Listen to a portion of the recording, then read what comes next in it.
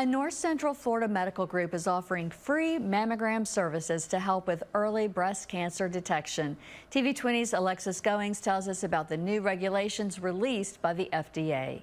Healthcare professionals with Palms Medical Group are offering free mammogram services on wheels to help prevent and detect breast cancer in women in rural areas. They partnered with the Tech Care Mobile Mammograms company for the event to make it easy for women without transportation or insurance. It is a wonderful feeling to see people come in, from all areas, specifically to get their mammogram. They understand the importance. They know the value of early detection for getting these services completed. The vice president says women over 50 should have mammograms annually. According to the CDC, 1 in 8 women will get breast cancer in their life. For me, it's a great experience because my mom and my mother-in-law both have had are breast cancer survivors.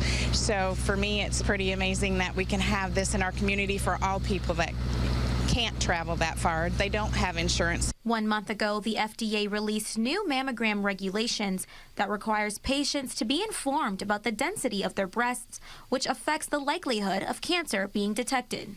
Screening mammogram, checking for breast cancer, making sure that everybody, if they have something, that we get it taken care of. It just kind of rotates around for us.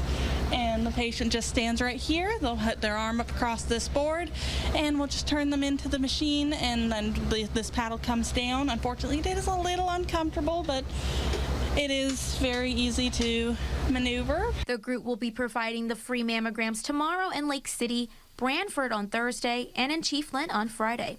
In Trenton, Alexis Goings, TV 20.